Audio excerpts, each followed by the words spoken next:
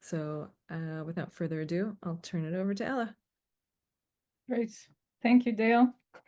Okay, so I'm going to share my screen so we can look at images while we go. Can everybody see that okay? Or maybe, yeah, Dale says yes. Good. Um, so as Dale said, so I was in this two-person show at the Halide Project with Daphne Talmor. Yeah, Daphne and I were both out there in Philadelphia for the opening in September. It was awesome.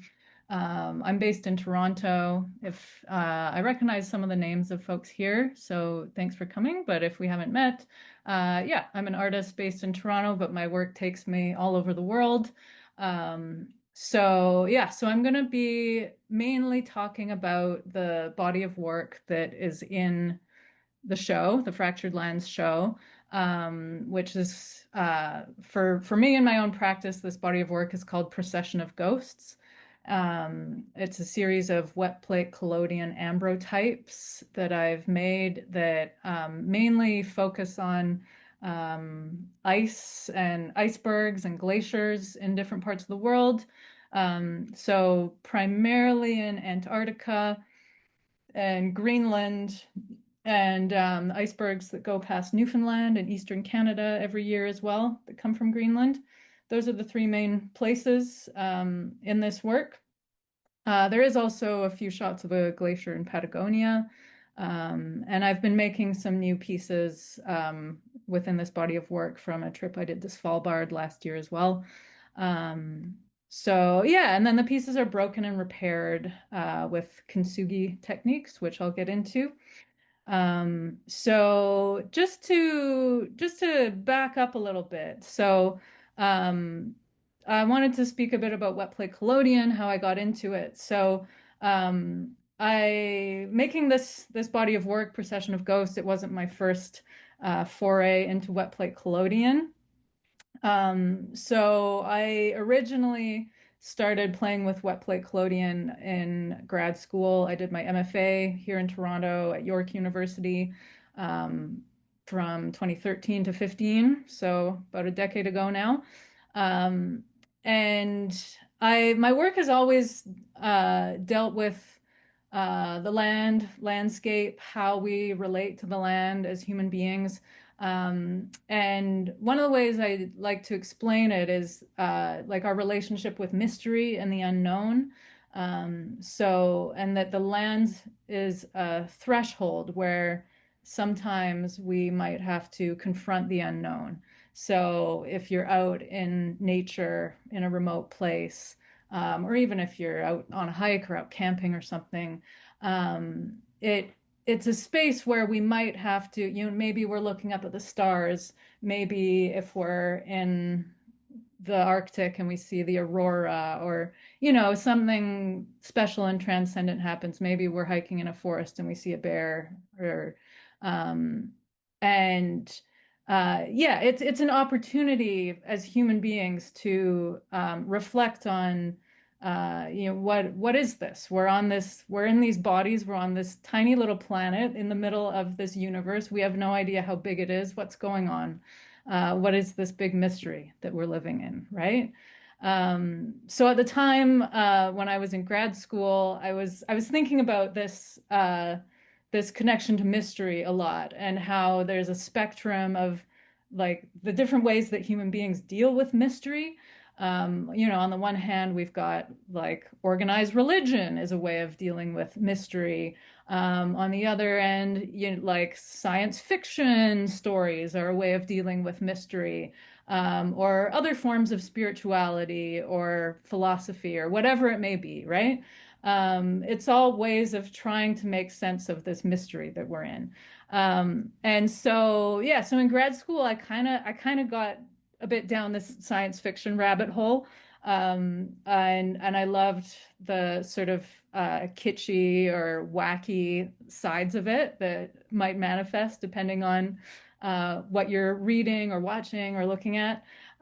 So I started making these tintypes of UFO images that I found on the internet.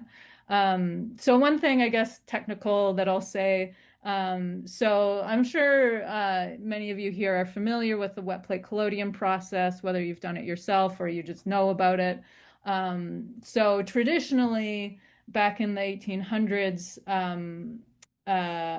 photographers would have maybe a portable darkroom or maybe at their studio, and they would put the collodion on the plate, sensitize the plate, and then put it directly in the camera or like in a film holder and then in the camera and then take the picture directly on the plate. So I'm more often doing it under an enlarger in the darkroom. So I'm working with, well, in this body of work, I've got a few of them here. I'm working with digital negatives, or I guess digital positives, because often with wet plate you're going positive to positive. Um, and uh, so yeah, with these images, these are found images. I was taking them from the internet, making a print on Pictorico film, and then putting that in an enlarger and exposing the plate in the darkroom, which is also the same way that I'm making my work in Procession of Ghosts. So yeah, so this body of work, just briefly, here's one more. Yeah, I was thinking about a relationship with mystery and how and also the our relationship to photography and how that's changed since the beginning of photography in the 1800s. So I've been very interested over the years in 18th or 19th century spirit photography. If you've seen some of those images, like back at that in that time period, the second half of the 19th century, um, people photograph psychic mediums trying to conjure up spirits or having ectoplasm coming out of them. And I don't know the circumstances of each of all of these photos individually, but it seems that most of them were just photographers knowing how to do tricks like double exposures and whatnot. So you could have like a semi-transparent ghost standing behind someone. But then, like, the public was shocked by these images at the time because in that moment in time, people had this unwavering faith that a photograph was a absolute real depiction of reality of what was seen in front of the camera. And so, so if you see, yeah, like a long exposure of a blurry figure, oh, it must be a ghost because it was caught on camera. So ghosts must exist. And yeah.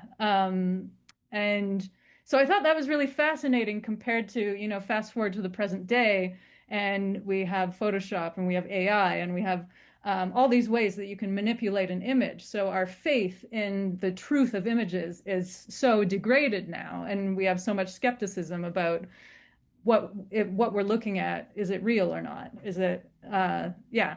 Has it been altered in some way? So I thought it was kind of funny and fun and interesting um, to juxtapose this medium, wet plate collodion, that came from this time period in the 19th century when people had unwavering faith in the truth of a photograph with pixelated UFO pictures from Google, one of the most kind of dubious forms of imagery that you'd be able to find in the endless pile of images that exist on the internet. So yeah, so just playing with that sense of truth and untruth and alteredness of photography, of the medium of photography itself. So I was thinking about that. I'm still thinking about these kinds of things with my work. If you've seen my work, you know that I do a lot of experimental analog manipulations, not just with wet plate collodion, but all sorts of other things. I'm going to show a little more about that towards the end of the presentation. But anyway, for now, back to Procession of Ghosts. So I'd done a bit of experimenting with wet plate collodion before. And then I finished grad school. I moved on to other things for many years. And then, yeah, I came back to this in around 2020, 2021, 2022. So yeah, so this picture is from Antarctica. I went on a trip there at the end of 2021. Penguins are awesome. But yeah, the way it started, so I don't really like to make my work overtly personal, but this project did start from a personal place. So in 2019, my mother was diagnosed with ovarian cancer, which she passed away from about 10 months later, in April of 2020, right at the start of the pandemic. And she was pretty young. She was in her 60s. It was very unexpected. She was pretty healthy. I'd assumed she would live a long life. And so while she was ill, I just had this image in my mind that wouldn't go away of as if you're sitting in a car, like in the driver's seat of a car, and then someone throws a brick at the windshield, and then your windshield is shattered, and you're just looking out at the world through shattered glass. Um, and I just kept thinking about broken glass. I guess it was kind of a way of processing just my shattered idea of the future. I thought my mom would be around for 20 more years, and suddenly she wasn't going to be. Um, and so, yeah, I just broken glass, broken glass. I couldn't figure out why it was just sticking around in my head. Um, and so I wondered, can I make something can I make a project out of this? And then I remember doing wet plate collodion back in grad school, and I thought, oh yeah, you could make a wet plate collodion image on glass, right? So normally, if you've seen or made tin types, they're on aluminum plates. Back in the day, it was tin plates. Nowadays, it's usually aluminum. So you can make it on a metal plate, or you can make it on glass. Some people do like glass negatives. You can do a negative or a positive. So I decided, okay, what if I made an image on glass and broke the glass and did something with that? Um, so I started thinking about it. As I said, I'm not really inclined to make a project literally about my mother's illness and death. So, I didn't want to do portraits or anything. But I was thinking still about my relationship with the land and the environment and the context in which I've been making work about that. And then I started thinking about, I had also seen this Japanese practice of kintsugi before somewhere in the world. Um, and so with kintsugi, it's this, I'm sure some of you have heard of it. If not, you have ceramics, and they're usually glazed and fired, and then they are deliberately broken and then put back together with glue and then gold in the cracks. And the thing I love about kintsugi is that the whole philosophy of it is that the object is thought to be more beautiful after it's been broken and put back together than before it was broken. And I related with that metaphor so much myself. I lost my mother. I was close with my mother. Um, so I was broken. I needed to put myself back together. But then also on a more general level, I think it's a beautiful way to think about our relationship with the environment. We are in a climate crisis. And some of us, probably all of us here, care about the environment and care about our impact on it and want to fix it, want to mitigate the damage. Um, so yeah, so we're collectively as the human race, trying, at least some of us are trying to put back together the pieces of our broken relationship with the environment, with nature, with the land. Um, and yeah, and I love the optimism in that. I don't really feel like in a logical sense that we deserve to be optimistic. But I think somehow the art gave me back optimism, which is interesting. Anyway, I'll keep scrolling through here. So I've put all the penguins together in one section. But yeah, this project. So I came up with this idea. I was doing some tests, and then I took this trip to Antarctica, as I said. So my mom passed away in April of 2020. Um, and of course, it was a pandemic, so nobody could really go anywhere for a little while. My brother and I sold her house, and she had all these retirement savings that she never got to use. So we had some money, which I've done mostly practical things with. But I thought I got to do one really cool trip with a bit of this money. So I did this trip to Antarctica. And I felt I if you've seen more of my work, I make a lot of work in Arctic landscapes. I growing up in Canada, I've sort of developed a curiosity for the Arctic. It's, because it's a part of Canada, but we never really learned that much about it in school. Um, and yeah, I've been to Nordic Europe, to Greenland, to northern Canada. And I thought, wow, it would be so amazing to go to Antarctica. There aren't really, it's not too accessible for artistic opportunities, of course. So I just did a regular kind of tourist trip there. Um, but yeah, it felt, yeah, of course, my interest in polar places, so it resonated in that way. It also just felt like my mother was the ultimate person for me to lose, and Antarctica is kind of this ultimate place to go.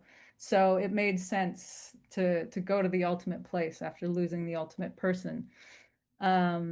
So yeah, so I went to Antarctica, um, and made kind of the first chapter of images for this body of work.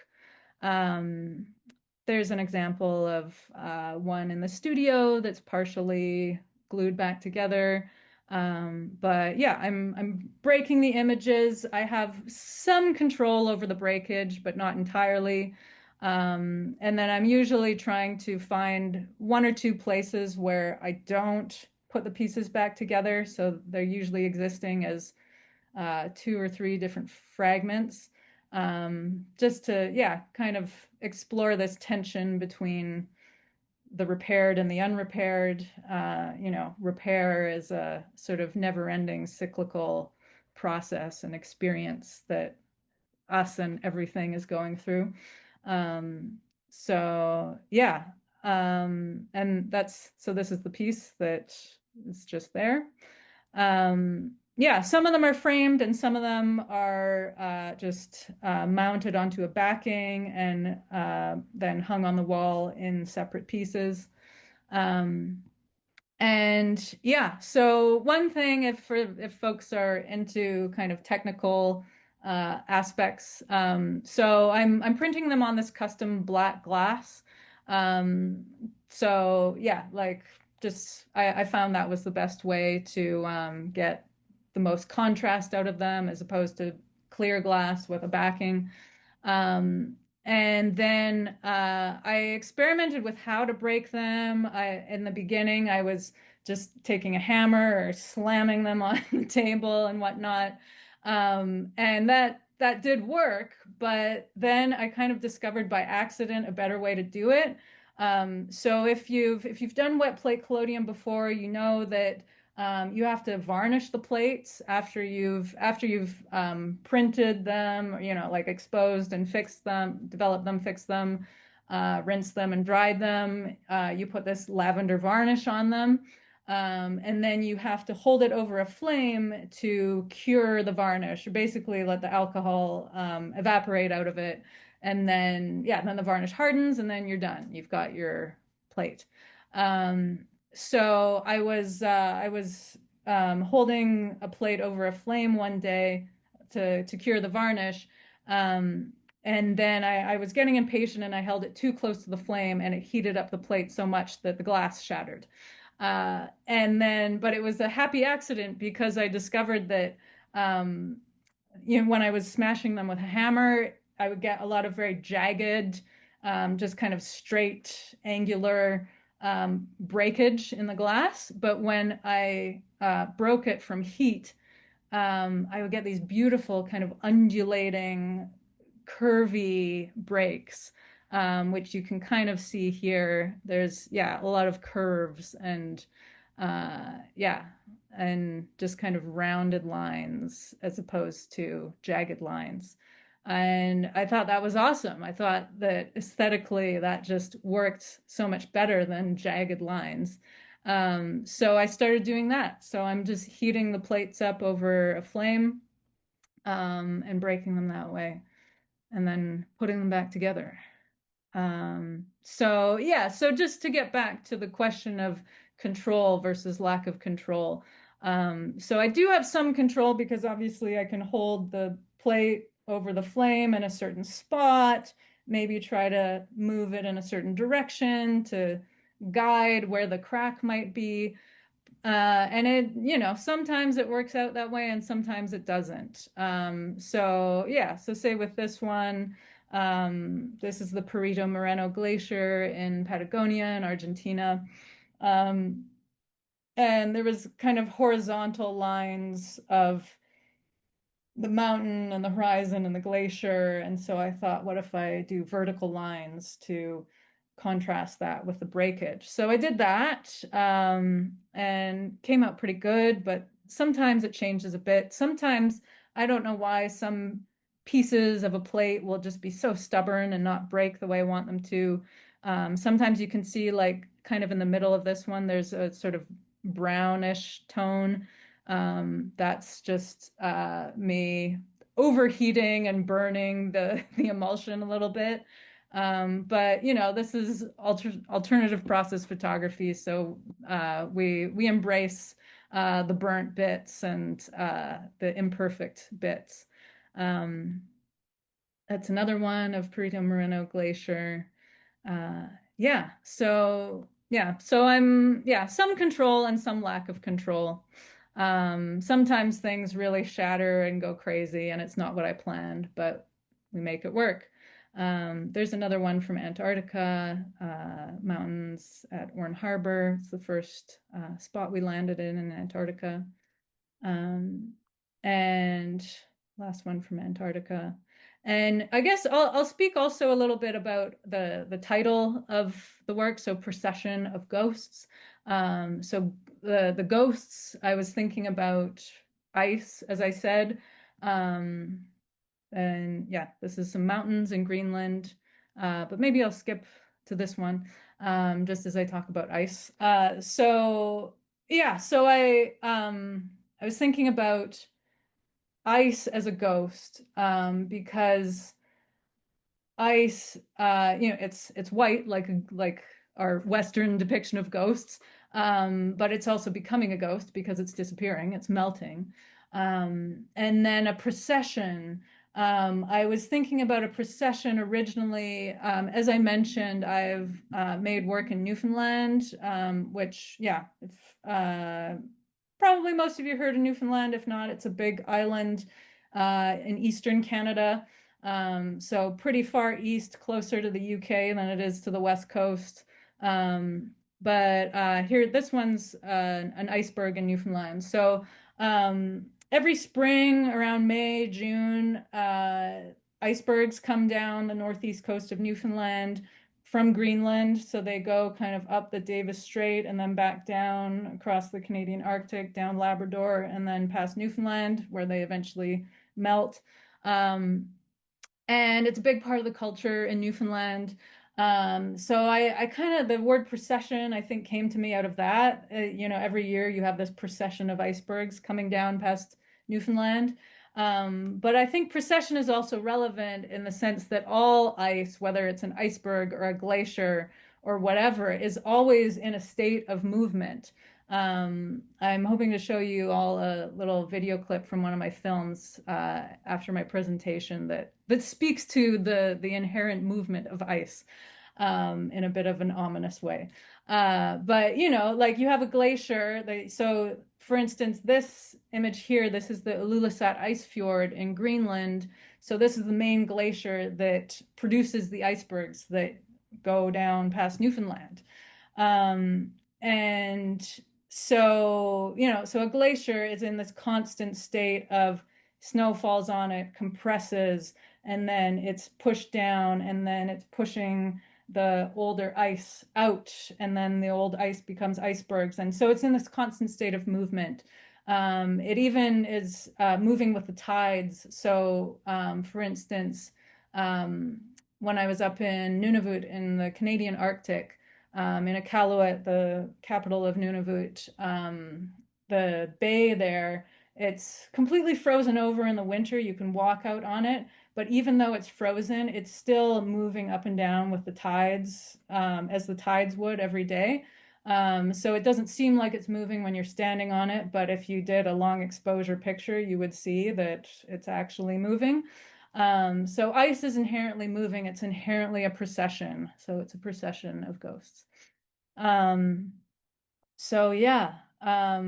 So as I said, Greenland was another big component of this project. I went there in 2022 and took some images, made work for this project from that. I was also working on a film project, so I'm going to show you a clip from that very shortly. And yeah, and the Ilulissat Ice Fjord here really made a big impression on me. It's just, if you ever get a chance to go to Ilulissat in Greenland, go see this before you die. It is one of the most amazing things on this planet.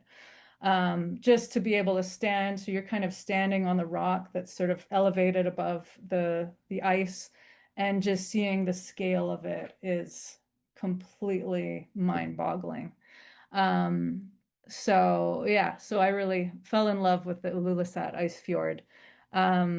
Of course, you can see here, like on the in the middle left panel. So this is 11 by 14 uh, glass plates that I've put together. This piece was in the show at Halide. But yeah, like in the on the left here, there's some bits, this more jagged bit where the breakage was not cooperating as I wanted it ideally to. Um, but it's okay. We make it work. Yeah, in the end, when it's all put together, it has kind of a spider webby feel that's sort of interesting. Um, so yeah. And then yeah, as I was saying, so that same year in 2022, I also went to Newfoundland. So this film that I made was sort of about the relationship between Greenland and Newfoundland through the icebergs. So this is an iceberg from Ilulissat Ice Fjord, but in Newfoundland. So it's made its journey. Yeah, so that's how that project came to be. Here's another one, another iceberg in Newfoundland. So you can see, like, in Newfoundland, I really love how, Newfoundland is not in the Arctic. So it's a different kind of landscape. You'll have, trees and grass and bushes and stuff. You can see the grass at the bottom here. But then you have these pieces of the Arctic that trickle down. You have the icebergs that trickle down, even just the shape of the land. Like if you look at these mountains or these hills in the background, it you can see how the land is turning from like the landscape of southern Canada or of northern US into Arctic tundra. Just the shape of it. Yeah, so I love just seeing those subtle changes and how the land transforms from more southern to more northern latitudes. Yeah, there's another iceberg from Greenland, and one more from Antarctica, a newer one that I made that was in the show. Yeah, playing with the shapes of the cracks. Um, yeah, so that's Procession of Ghosts. I'm still thinking about it, still making a few pieces on it here and there amidst my other projects. Yeah, and then, yeah, just a few exhibition shots of it. I don't have, unfortunately, any images from the Halide show with me right now, but this is a solo exhibition I had in 2023 at Lonsdale Gallery in Toronto. But yeah, you can see, as I said, some are framed and some are just hung straight on the wall with a backing. There's a close-up of a smaller one. This is in a group show I was in 2024 at 516 Arts in Albuquerque. Yeah. And then a few or a couple of the plates just in on the wall there with some other work. This is at the Rotary Arts Center in Corner Brook, Newfoundland. So brought some of the work that I made in Newfoundland back to Newfoundland, and that was yeah early 2024. Yeah. And then I thought I'd speak a little bit about some of my other work that I was making around this same time, just because we have a little more time.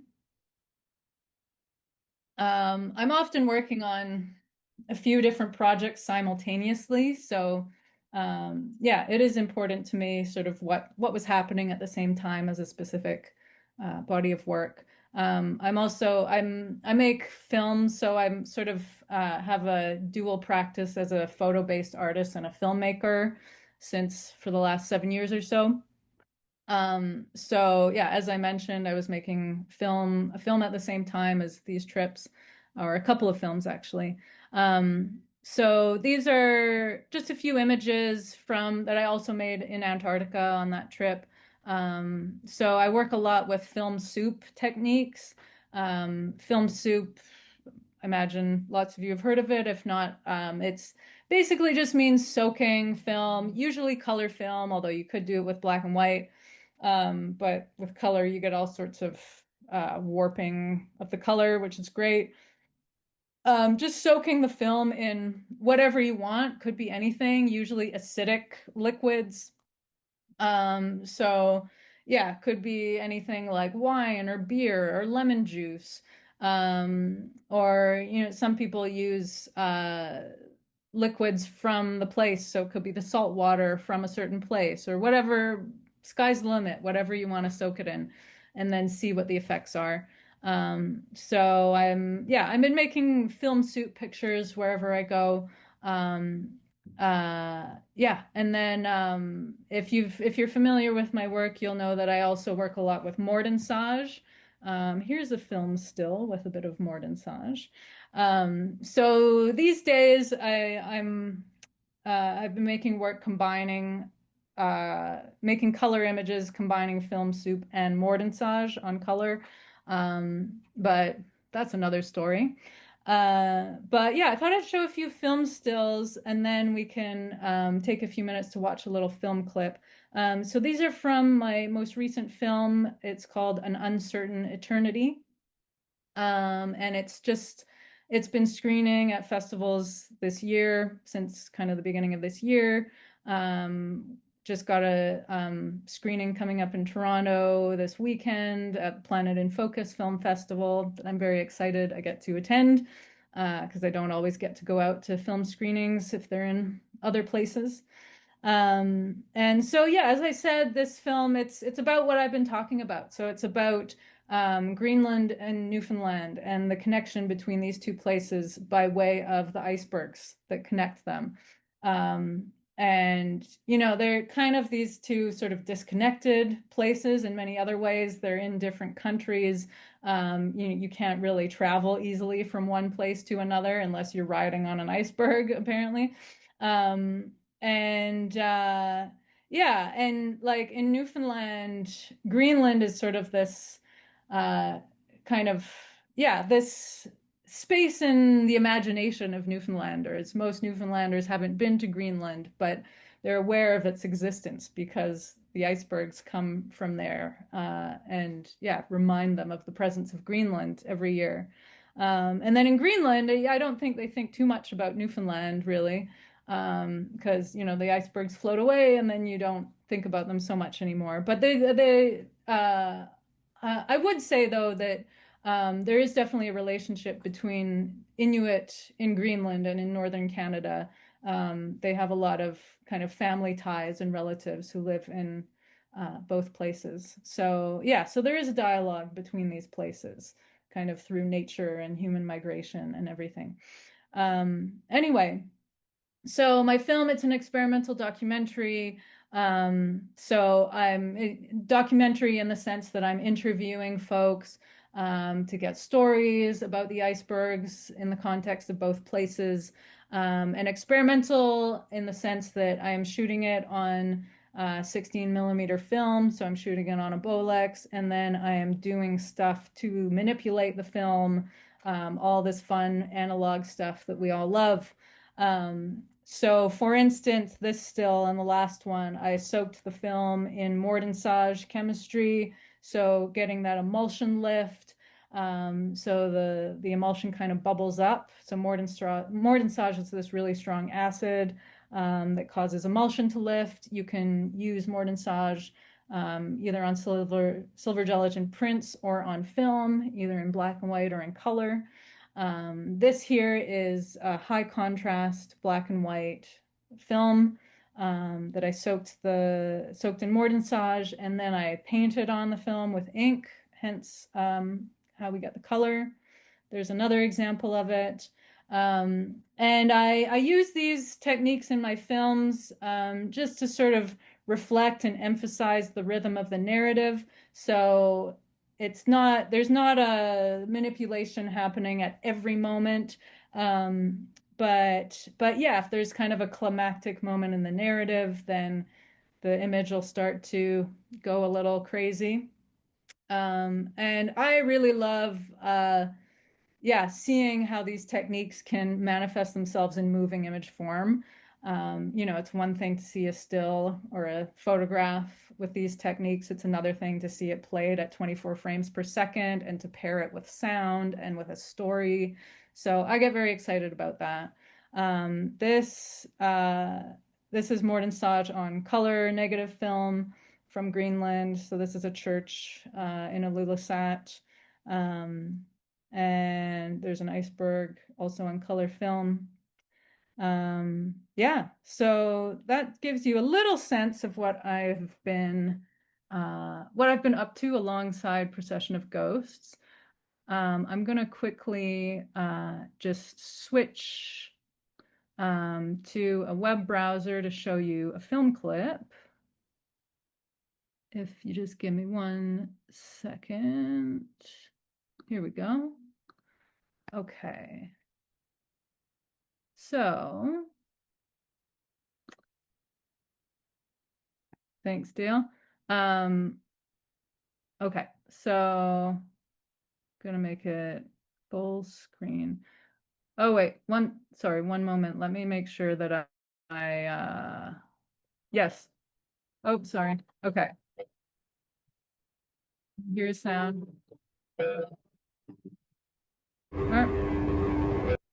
Okay, sorry. Let me just grab the spot that I want to play for you. Um, So I'm going to play for you a clip that's like a couple minutes long, where so one of the main narrator in the film is this guy Jonas C. Faber. He's born and raised in Greenland, but he's lived in Canada for the last 30 or 40 years. He's in his 80s now. Been involved with a lot of activism in Greenland, a lot of political work. So um, he helped make Ilulissat Ice Fjord into a UNESCO World Heritage Site, and he's got a lot of knowledge. And he describes himself as a shit disturber, which is great. So he's telling us a story here about Camp Century, which was an American military base way up in the far north of Greenland, that was built during the 1960s during the Cold War, amidst the paranoia of nuclear attack from Russia. It was meant to be a defense point for the US if Russia should attack. But it all kind of didn't turn out so well. So I'll let him explain the rest from there.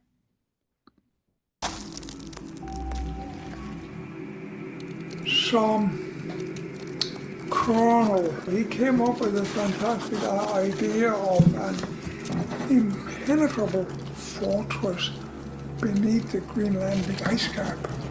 The generals sitting in Pentagon They say, what a great idea. They decided to build 2,500 miles of tunnels under the ice. It was impossible for the Russian ever to figure out from where they would be. So they could at any given time put 600 nuclear missiles. They could destroy 95% of the Soviet Union military capability from Greenland. As a proof of concept, they built Camp Century. And to power it, they put in a mobile nuclear power plant. And that friggin' thing, no sooner did they started, it started leaking right out. Greenlandic ice cap is a moving glacier. Every school kid knows that, except for the generals in Pentagon. It was a doomsday machine. You cannot build a railroad on ice. It's impossible. It doesn't work.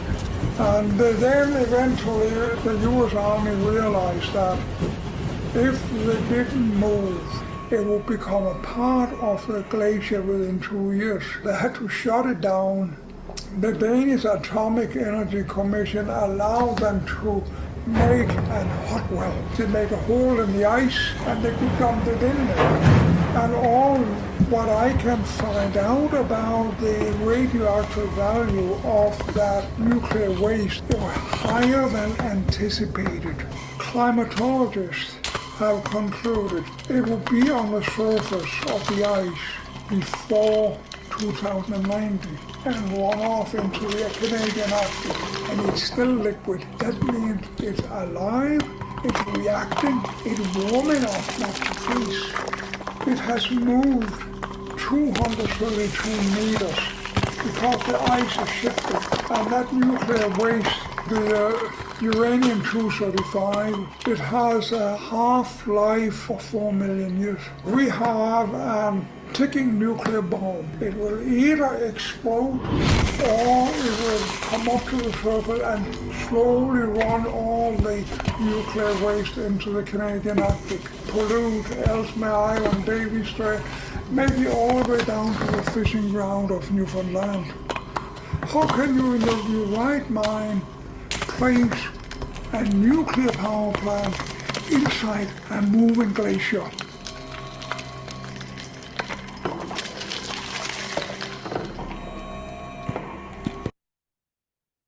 All right. And on that happy note, we're back.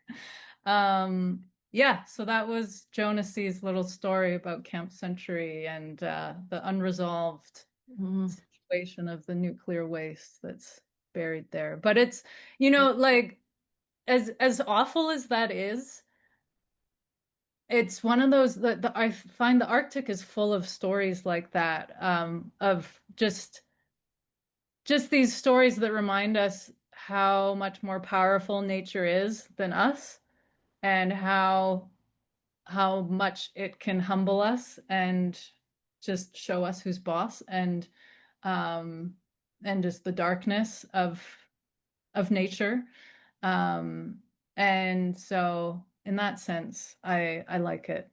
I like hearing those stories. That's part of why I love the Arctic so much, or the polar places so much, is just it's so badass. and um and yeah, and then as I was saying earlier, it's a great example of how ice is constantly in a state of movement and compression and pushing and pulling. And so yeah. I think yeah, we can open it up to questions if anyone has questions. People can type their questions into the chat if they want. And there's also the raise hand function. So if anybody wants to ask a question, like using your actual voice, you can use that, and then it'll allow me to allow you to turn your mic on. So that's pretty terrifying. And that makes me think of all of the things that are being sort of unearthed as glaciers melt, bacterial Exactly. pathogens and other things that are coming to light with the melting of the glaciers and just like what the possibilities are and how terrifying Yeah. that can be if you let it keep you up at night. Yeah. And all the opportunities to drill for more oil and minerals that all the, yeah, Putin and Trump and everyone are going to be hungry to go and grab and exploit. Such a great idea. Do we have horror movies and sci-fi Yeah, movies and Twilight Zone episodes to warn us about that sort of thing? exactly. Exactly. Yeah. Anyway, um, All right. Nobody has any questions for Ella? I find that very hard to believe. well, it's understandable to take a minute to. Okay. Elsa says, stunning work, love the storyline. I Mm. these days, that's a whole different. Yeah. Sorry. Yes, you're right. True. Yeah, Um, we're that's just talking about the good ice here. yeah, no, that's Yeah, interesting I though. understand. Yes. We got you, Elsa.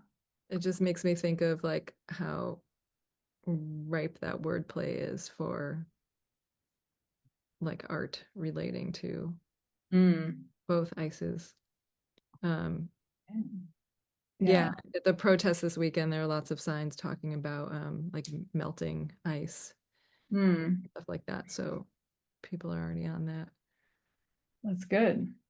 Okay, so Elsa says, do you apply Mortensage um, your color film to your color film after the film soup? Yes. So yeah, so just to speak to the order in which I do things. So yeah, if I'm doing film soup and Mortensage on the same piece of film, the film soup comes at the very beginning and the Mortensage comes at the very end. Um, so film soup, you can do it either before or after you've exposed the film, but it's good to do it. You have to do it before you develop the film. Um, so uh, yeah, so I when I shoot still images, I'm often doing shooting on 4x5 sheet film. So it's pretty easy to just you can put the film in a bag with the soup ingredients, put it in a black bag in the dark, soup it, and then take it out, rinse it off, dry it, put it back in the box. So that's usually what I do before a trip. Then I go and shoot it. And then yeah, and then the mortensage is after it's developed. And yeah, and with 16 millimeter film, I'm not doing film soup per se. Uh, just logistically, you know, you're working with like 100-foot pieces of film or like rolls of film, so it would be hard to soup all that before development. Although technically you could if you like loaded it in a tank after you've shot it and then did that and then rinsed it and went straight to development. But I'm instead of film soup on 16 millimeter, I'm more playing with like painting with ink. Sometimes I'm like bleaching the film or putting oil or varnish on it as resists, bleaching it, painting on it. And that has sort of a similar effect to film soup. So that also all happens after it's been developed. And then same with the Mortensage would be after development. Yeah, regardless of whether it's a still image or a moving image. Um, yeah. Well, and that following Linda's question, like when you're doing that with the film, with the moving film, are you doing a small piece of Mortensage or a longer length? Yeah, good question, Linda. It depends. Usually not really long. What I'll usually do is I'll go on a trip, I'll shoot a whole bunch of rolls of film, I'll get them processed and scanned at a lab, and then I'll get the scans back and like the unmanipulated footage. And then I do all my editing digitally from scans. So I'm editing my films in Premiere. So I'll start kind of blocking out where everything goes with the unmanipulated footage. And then that will give me a sense of, oh, I'd really love this bit to have some Mortensage manipulation. So then I can go back to the darkroom, find that piece of footage, and then work with it. So Yeah, so I'm usually not working with anything longer than sort of the length of your arm span in terms of actual physical film. When you're putting it in, like you're putting it in a bucket with the Mortensage chemistry, the fuller the bucket is, the more the film's going to touch itself and scratch itself. So it's good to have it be a little bit loose in the bucket. Um, yeah, so it's good not to have tons and tons of tons at the same time. But yeah, it's pieces kind of anywhere from a few feet to like 6 or 7 feet. Um, yeah, something like that. Yeah. Yeah. Um, and then Dulce asks, many, thanks, Linda, many challenges for the preservation. Do you digitize all your work? Or are you not really interested in that part? Yeah, I guess I spoke to that a little bit. Yeah, I do digitize everything. We see things so much through screens anyway. So if I'm posting something or putting it on my website or uploading a film to Vimeo, yeah, it's all existing in digital form, just for the logistics of promotion and presentation and sharing. Um, yeah. Yeah, but um are you more asking like do I worry about preservation? Um or yeah, because I'm more speaking of like preservation, digital preservation as a necessity for dissemination, but um yeah. Well, while we're waiting for Dulce to chime in on that, so you said you do your editing in like digitally, so you have like your original film is still in its like original Yeah. whole form. You're not doing any like manual splicing. Um I guess I do a little bit of manual splicing, mainly just like if I've manipulated a bunch of footage and I need to put it together to go take it to the lab to get scanned. But yeah, but that's not really splicing with the intention of editing a film. Um, yeah, so in terms of actually like arranging the footage into the story that is the film, yeah, that's all happening digitally. Mm. Um, yeah, I think like digital technology is here to stay. Um, so if we can find uses for it within our analog practice, I don't think that's a problem. Like earlier on, I was talking about digital negatives. Um, I don't think I could have made my Procession of Ghosts work if it wasn't for digital negatives, especially in Antarctica. There's a very strict rules about how long you can go on land for, how many people can go on land, where you can walk on land. There's no way you could bring a whole darkroom to Antarctica and make wet plate collodion on site. So I wouldn't have been able to do that, make that work from that place if I couldn't. Like, I just shot those on a DSLR, brought them home, made digital negatives, brought them in the darkroom. I couldn't have made images like that from that place without digital technology helping me to do my analog practice. And I think it's the same thing with my films. Um, yeah, the like editing digitally gives me some flexibility in terms of kind of the exactitude of timing of things and yeah, and just working with different formats and different techniques and processes and merging them all together into one piece that I think would be much slower and more cumbersome if you were editing it all with old school with splicers and on a Steinbeck or something. So I'm grateful for these ways that digital media can help the process a bit and still while still allowing us to celebrate the magic of analog. So mhm. Any other questions or thoughts?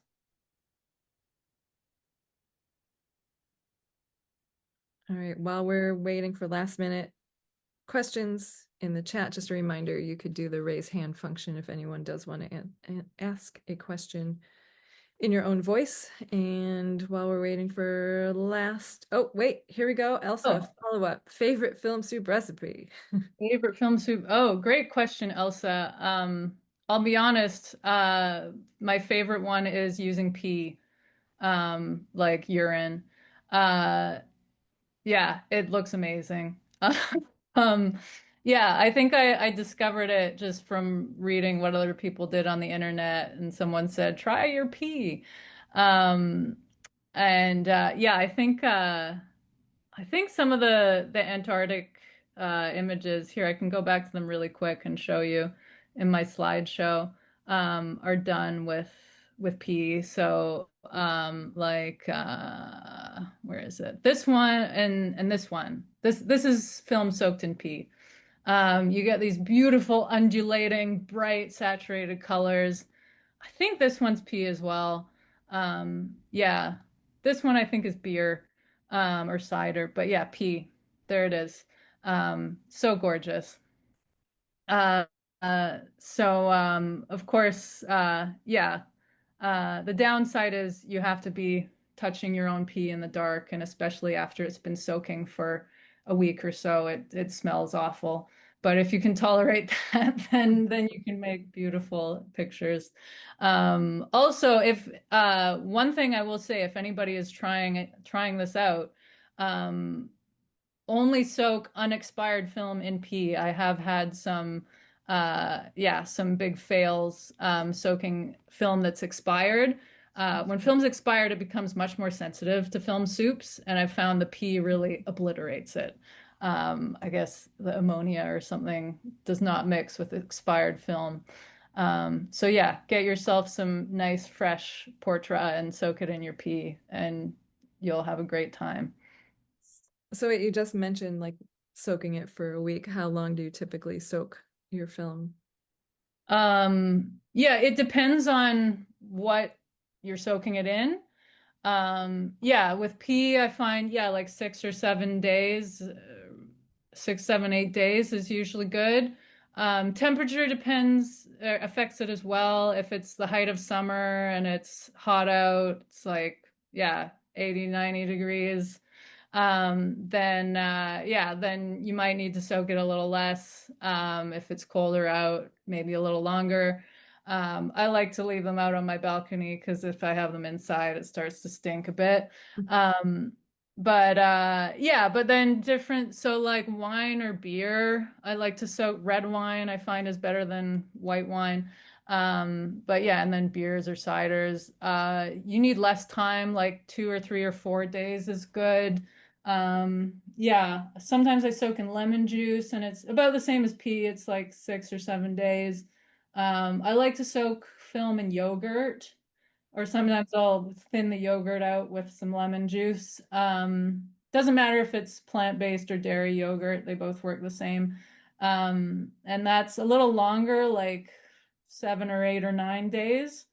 Yeah. And then also like if you want to speed it up, you can add some boiling water to your soup and then maybe do like half the time. But most film soups you should soak for at least 24 hours to really set it, get it set in.